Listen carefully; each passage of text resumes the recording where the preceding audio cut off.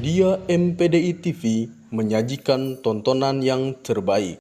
Bismillahirrahmanirrahim. Assalamualaikum warahmatullahi wabarakatuh. Waalaikumsalam warahmatullahi wabarakatuh. Innalhamdulillah mabadu. Pada kesempatan kali ini saya bersilaturahim ke tempatnya Pak Dedi Irawan, Pak Dokter Dedi Irawan, yang mana ini adalah merupakan suatu kebanggaan dan kebahagiaan saya bisa ngobrol langsung di podcast Media MPDI TV, karena ini adalah salah satu inspirasi dari Kecamatan Bulo, Pekon Tanjung Sari khususnya, yang mana ada cerita tersendiri di Pekon Tanjung Sari, Pekon yang jauh tertinggal, ada listrik 2012, namun dia sudah berupaya keluar dari zona tersebut, sehingga dia pertama kali orang yang sekolah SMA, dan juga orang yang pertama kali S2, dosen, bahkan doktor hari ini.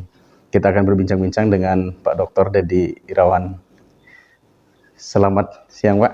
Selamat siang. Kumaha kabarna Damang? Alhamdulillah, Damang sehat-sehat. Alhamdulillah. Nah, jadi ada sedikit cerita yang menarik, Pak. Yang mana di Tanjung Sari, tempat saya juga karena kita satu kampung, Pak ya. Saya merasakan bahwa di Tanjung Sari itu sangat-sangat tidak peduli dengan yang namanya dunia pendidikan.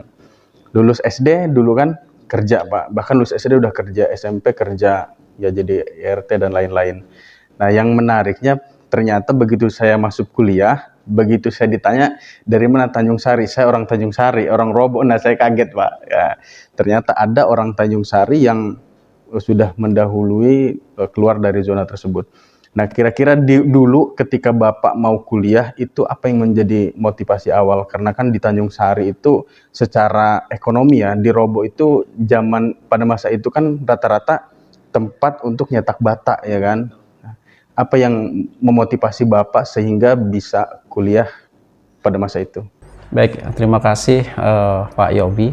Baik, kita buka dulu. Assalamualaikum warahmatullahi wabarakatuh. Waalaikumsalam warahmatullahi wabarakatuh. Baik, terkait dengan memang benar apa yang dikatakan tadi bahwa Tanjung Sari ini adalah sebenarnya enggak pelosok ya. Iya. Tetapi memang mindset dari pemikiran orang tua kami itu untuk pendidikan sangat minim, sehingga waktu itu kami diminta anak-anaknya ya SD kerja gitu ya, bantu orang tuanya. Nah, kemudian yang jadi motivasi saya ketika saya pengen sekolah ini sebenarnya karena dari SD, SMP dan SMA itu saya mulai dari SD itu pengen merubah diri saya ya, karena saya dari SD itu sudah buat batu bata, kemudian nggak pernah ada waktu main ya. Kadang-kadang iri dengan kawan-kawan, hari Minggu mereka bisa main, kami sekeluarga harus nyetak bata. Sehingga waktu itu saya selalu ngomong ke orang tua, saya nggak mau sampai dewasa jadi tukang batu bata. Nah, sehingga waktu itu saya maksa pengen SMP, walaupun nggak diizinkan, saya maksa SMA. Bahkan waktu itu SMA satu-satunya orang yang dari Tanjung Sari yang baru bisa sekolah SMA. Nah, terkait dengan kuliah, ya tadi dengan berlatar belakang bahwa saya nggak mau nasib saya menjadi tukang batu bata terus, akhirnya saya memberanikan diri lah, pamit ke orang tua, saya mau kursus komputer waktu itu, di tahun 2000 ya. Bahkan tahun 2000 itu belum ada listrik ya. Iya, belum ada. Nah, akhirnya saya minta ke orang tua, saya mau kursus. Walaupun orang tua waktu itu saya udah nggak sanggup. Nggak apa-apa, Bah, kata saya. Pokoknya saya minta doanya, insya Allah nanti kalau untuk biaya kursus saya sambil bisa bantu-bantu di rumah dan bisa upahan tempat orang. Alhamdulillah waktu itu saya kursus komputer. Nah, alhamdulillah kursusnya di Startek Pringsewu ya, yang itu memang yayasan Pak Fauzi. Nah, saya ngambil diploma 1 lah di sana. Nah, itu yang menguatkan saya walaupun perjalanan sangat perih. Itu dari SD kelas berapa, Pak, mulai terpikir bahwa saya nggak mau nih jadi tukang bata, nyetak bata, bakar dan kuli lah di situ. Itu SD kelas berapa sudah mulai ada pemikiran itu? Nah, waktu itu kelas 5 itu sudah kepikir ya, karena ngerasa capek, ngerasa waktu tadi ya, itu udah terpikir saya nggak mau seperti ini terus gitu. Nah, dari situlah saya kuat, memang pokoknya apapun yang terjadi saya harus sekolah gitu. Yang awal pertama kali mengarahkan kursus itu siapa, Pak? Karena ngelihat di Tanjung Sari kan nggak ada tokoh, nggak ada mentor, tidak ada yang bisa mengarahkan terhadap dunia pendidikan. Kalau mengarahkan ke kebun, ke sawah, nyetak bata sih banyak, Pak, ya, untuk jadi petani. Nah, pada masa itu kan sangat luar biasa. Bahkan Bapak satu-satunya yang sekolah SMA. Berarti kan masih belum ada mentor kan hari itu. Siapa yang mengarahkan ke sana? Nah, waktu itu memang kelas 3 SMA ya, kami waktu itu ngambil bimbel lah dengan teman dari Sukaagung juga, itu namanya Pak Jamingan. Nah, di bimbel lah kami di Pringsewu. Nah, waktu bimbel itulah ada yang promosi lah ya, artinya dia mengenalkan terkait dengan kursus komputer. Nah, dari situlah saya terpikir bahwa saya harus ngambil komputer nih, karena waktu itu memang masih langka orang yang bisa komputer ya, dengan harapan bahwa kalau saya bisa komputer, saya akan bisa merubah kehidupan ekonomi saya dan keluarga. Nah, setelah kursus lanjut diploma. Nah, kemudian setelah itu lanjut S1 kan, S1-nya sarjana ekonomi Pak ya? Sarjana ekonomi. Khususnya komputer, kuliahnya justru sarjana ekonomi ini. Gimana motivasinya kok bisa berseberangan dengan awal niatnya ingin menguasai komputer? Ya, waktu itu ya yang pertama memang kami ngambil komputer dan ngambil diploma juga. Nah, terkait waktu di zaman 2001-2002 itu, waktu itu di Pringsewu itu nggak ada S1 komputer. Nah, yang ada itu ya hanya perguruan tinggi pendidikan dan ekonomi. Maka daripada saya tidak kuliah melanjutkan ke S1, maka waktu itu yang agak nyambung karena saya di diplomanya itu manajemen informatika, akhirnya ngambil ke S1 ekonomi lah. Setelah lulus S1 itu pernah terpikir berkhidmat di Pokon nggak? Karena kan melihat ya tadi itu karena situasi SDM di Tanjung Sari seperti itu yang ada di Kecamatan Bulo, apakah ada rasa ingin mengabdikan diri terlebih dahulu di kampung atau langsung S2 dan seterusnya Pak? Ya, pernah terpikir ya. Jadi waktu selesai S1 pengen kembali ke kampung, tetapi waktu itu memang teman-teman untuk membantu di bidang pendidikan memang nggak ada. Nah, tapi waktu itu memang ada kawan bahwa kami mau mendirikan SMP 1 Atap loh waktu itu. Nah, saya diminta dihubungi. Nah, tentu saya dengan Pak Jamingan, karena kami dari Sukaagung Barat waktu itu ya, cuma 2 orang yang waktu itu yang kuliah, maka kami bersemangat lah untuk mendirikan SMP 1 Atap waktu itu. Jadi kami ikutlah izin untuk proses pengurusan SMP 1 Atap yang sekarang ada di Sukaagung Bulo itu. Benar. Oh iya, karena Tanjung Sari ini pemekaran dari Sukabumi Barat ya. Artinya setelah berproses kuliah itu ada pengabdian buat sekolah ya, buat sekolah di SMP 1 Atap. Nah, setelah itu lulus S1, kemudian mendirikan sekolah, motivasinya lagi untuk S2 ini sejauh mana, Pak? Ya, jadi waktu S1 itu memang ini sebenarnya agak kecelakaan juga ya. Karena memang saya ngambil ekonomi, tetapi waktu mau ngambil ekonomi, lulus diploma 1, waktu itu saya diminta untuk mengajar komputer di sekolah. Sehingga saya merasa memiliki jiwa pendidikan dan nyaman di pendidikan. Tapi karena waktu itu ngambil ekonomi, ya akhirnya saya harus tidak punya senjata kan. Sehingga saya harus ngambil akta 4 lagi. Akhirnya kuliah lagi ngambil akta 4, sehingga saya bisa ngajar. Nah, ketika masih S1, saya diminta bantu oleh kawan. Kebetulan kawan itu mengelola sebuah kampus. Nah, waktu itu masih STIMIK ya. Nah, Pak Dedi, kami butuh dosen manajemen, sampaikan S1 manajemen. Nah, kami minta di diploma 1 dan D3-nya. Jadi alhamdulillah waktu itu saya masuklah ke STIMIK, ngajar diploma 1 dan diploma 3. Nah, dari situ karena menjadi dosen itu kan tuntutan tuh. Maka mau nggak mau saya harus lanjut S2. Nah, itulah perjalanan sehingga saya harus melanjutkan ke S2. Kalau dari cita-cita sendiri Pak, tadi kan kalau pas lagi kecilnya saya nggak mau jadi tukang bata. Kalau untuk di jenjang pendidikan sampai jadi dosen ini, apakah ini sebuah cita-cita atau beriring jalannya waktu? Ini tidak pernah terpikir ya.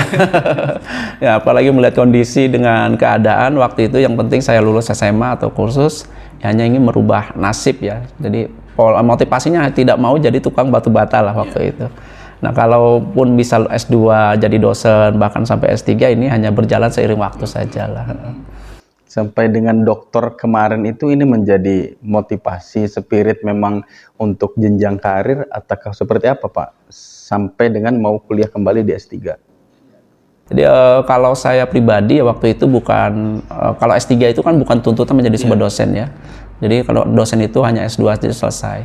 Tapi saya melihat bahwa saya masih mampu dan bisa, dan kebetulan saya merasa bahwa saya juga waktu itu masih adalah bisa untuk penghasilan saya untuk melanjutkan ke S3, sehingga saya terpikir saya harus meningkatkan SDM saya di bidang pendidikan, karena mau nggak mau ya saya harus mengikuti perkembangan ya, karena setelah S2 ya ada S3, selagi saya mampu maka saya akan terus untuk melanjutkan pendidikan sehingga bisa lah sampai S3 ini. Kalau manfaatnya sendiri Pak, manfaat sendiri yang dirasakan ataupun menurut Bapak sendiri seberapa penting sih pendidikannya itu? Karena saya mirisnya ternyata setelah Bapak kuliah sampai dengan hari ini masih di Tanjung Sari masih sangat-sangat masih belum terbuka terkaitan dengan pendidikan. Artinya mereka belum menganggap pendidikan itu penting. Buat apa sih? Lebih baik kita kerja, kalau kerja 4 tahun jelas dapat uang katanya, kalau kuliah ngabisin uang. Ya, coba bercerita seberapa penting pendidikan dan manfaat yang bisa dirasakan ketika kita berpendidikan. Ya betul, memang ya, apalagi ya saya nggak ngomong di kampung, tapi orang tua saya sendiri pun mindsetnya begitu ya. Masih Pak ya? Masih, jadi ketika saya pamit mau melanjutkan S3 saja mau ngapain lagi katanya, daripada kamu S3 lebih baik pakai beli tanah gitu ya. Nah, tetapi karena kita memang yang sudah merasakan sangat pentingnya di pendidikan. Kenapa sangat penting? Karena dengan pendidikan, dengan ilmu pengetahuan kita bisa merubah segalanya tuh, ya. Bukan dengan pendidikan kita harus kaya, tidak ya, tetapi dengan ilmu kita akan bisa merubah dari mindset tadi ya, sehingga kita akan berpikir lebih maju ya. Minimal saya selalu mengajarkan kepada istri saya, kamu kuliah ya. Kemudian setelah kuliah, kata istri saya, kamu jangan nuntut saya kerja. Enggak, karena kerja itu kewajiban suami. Tapi minimal ketika kamu S1, ya, kamu akan mendidik anak-anakmu berbeda dengan mereka yang tidak berpendidikan S1. Minimal untuk keluarga dulu. Dan begitu juga ketika kita berpendidikan, kita juga di masyarakat tentu pola pikir dalam penyelesaian masalah, menangani suatu masalah pun akan pasti berbeda dengan mereka yang tidak berpendidikan. Itu jadi sangat penting lah bagi saya untuk pendidikan. Sangat penting Pak ya, dan manfaat itu sudah nampak terasa Pak, sangat dirasakan. Iya. Setelah Bapak selesaikan hari ini tidak kembali buat rumah di Tanjung Sari, di Bulog, melainkan di Sukoharjo Pak ya? Di Sukoharjo Panansari. Oke. Artinya sebagai pendatang di sana dengan modal pendidikan itu seberapa besar dampak kita di masyarakat yang memang kita tidak bukan kelahiran di situ dan kita sebagai pendatang. Ya. Jadi sangat besar ya. Artinya yang pertama kita dilihat memang kita ini bukan siapa-siapa pendatang. Nah, maka yang dilihat adalah pendidikannya. Nah, sehingga di pendidikan di situ ya kita juga banyak dilibatkan di kegiatan-kegiatan kemasyarakatan ya, terutama di Pekon. Nah, itu banyak sekali masyarakat ketika mereka mengalami suatu kendala, suatu masalah, ini datangnya malah ke kita ya. Sebagai contoh ada mereka yang rebutan masalah tanah gitu ya, antara keluarga, mereka, kita bukan kita pendidikan gitu. Nah, jadi itu mereka bertanya ke kita bagaimana cara penyelesaiannya gitu. Atau mereka ketika ada masalah dengan tetangga gitu ya. Padahal kita bukan RT, tetapi mereka selalu nanya ke kita. Nah, bahkan kemarin baru di Februari saya juga diminta sebagai ketua takmir Masjid Baitur Rahman gitu ya. Nah, ini sebenarnya bukan basic kita, tapi mereka melihatnya apa? Mungkin dengan pendidikan kita ya, sehingga diharapkan kita bisa memanajemen dari takmir itu menjadi lebih baik gitu. Nah, itu jadi sangat bermanfaat lah ya dengan pendidikan ini. Jadi kita bukan siapa-siapa, tapi kita bisa beradaptasi dengan lingkungan walaupun kita sebagai pendatang. Nah, kemudian Pak, berbicara tentang karir, perjalanan dan capaian yang sudah tercapai, sepertinya tidak mungkin kalau kita berjalan sendiri. Terlepas pasti ada dorongan dan orang yang sangat berpengaruh di belakang kita yang mendorong. Menurut Bapak sampai dengan hari ini yang sangat berperan, berjasa dan menjadi mentor itu siapa Pak, dan seberapa penting orang yang mendorong itu? Yang pertama tentu orang tua ya. Walaupun orang tua tidak mengerti pendidikan, tetapi mereka selalu support ketika kita datang minta doanya, ya sudah, orang tua bisanya hanya mendoakan. Nah, selain dari situ tentu istri ya, karena kita sudah beristri. Nah, istri ini yang tahulah kondisi kita, keadaan kita pada saat kita down, ketika mungkin ada masalah di kampus, ketika kita sumpek dengan tugas-tugas kampus, istri yang selalu menguatkan. Dan yang pasti saya selalu, waduh mau nangis saya terharu nih. Yang pasti saya selalu pulang ya, ketika saya ada masalah pulang, saya selalu minta doa dari ibu saya dan selalu sungkem. Terharu saya. Oke. Iya, benar Pak, karena setiap proses ada lika-likunya Pak. Iya, betul. Nah, kemudian untuk capaian hari ini kan kalau secara saya melihat, termasuk saya sendiri, Pak Dedi ini sudah menjadi dosen tetap, kemudian ngajar di beberapa kampus, sudah menjadi doktor kan. masih adakah capaian yang harus dicapai atau memang sudah cukup sampai sini? Baik, sebagai seorang pendidik apalagi dosen ya, kita tidak pernah puas dengan capaian-capaian yang sudah ada. Bagi saya ini baru awal, karena saya baru menyelesaikan pendidikan S3 atau doktor tadi. Nah tentu capaian terakhir, target terakhir kita, karena kita sebagai seorang dosen, itu targetnya adalah guru besar. Gitu. Dan mohon doanya, ya karena kita umur juga kayaknya masih cukup. Nah insya Allah lah kita untuk guru besar kita kejar lah ya dengan tentu usaha-usaha dan syarat-syarat yang harus kita penuhi. Mendengar tadi, saya minta berarti Pak, wejanganlah terhadap pemirsa media MPDI TV yang menyaksikan, atau ini saya share nanti di kawan-kawan yang ada di Tanjung Sari, karena saya masih aktif di sana Pak, nanti saya share, berikan motivasi bahwa hidup itu ternyata capaian itu akan terus berlangsung kan. Setelah S1 ada S2, S3, dan hari ini ingin menjadi guru besar. Artinya jangan sampai putus harapan dan cita-cita itu. Nah jadi minta dimotivasi buat yang ada di Tanjung Sari untuk terus melanjutkan pendidikan atau terus berproses Pak, agar di Tanjung Sari ini bisa menjadi lebih baik lagi SDM-nya. Baik, ini khusus untuk masyarakat Tanjung Sari. Ini kelahiran saya dibesarkan di sana. Saya berpesan baik kepada anak-anak mudanya, kepada orang tuanya, mari kita utamakan pendidikan. Jangan khawatir dengan masa depan anak, ya, dengan masa depan dari anak-anak kita. Mari kita bekali anak-anak dengan pendidikan. Insya Allah kalau kita bekali anak-anak dengan pendidikan, mereka akan tahu bagaimana mereka nanti akan berjalan. Ya. Jadi jangan khawatir pendidikan menghabiskan biaya begitu besar, tapi insya Allah dengan pendidikan malahan akan meringankan daripada beban kepada dua orang tuanya. Jadi ayo bareng-bareng kita semua, ini termasuk Pak Yobi sebagai kader muda ini, saya sangat bangga karena sebagai anak muda udah mulai berperan aktif di Tanjung Sari. Ayo kita bareng-bareng bangun kesadaran mereka bahwa penting sekali pendidikan untuk mereka. Insya Allah Pak.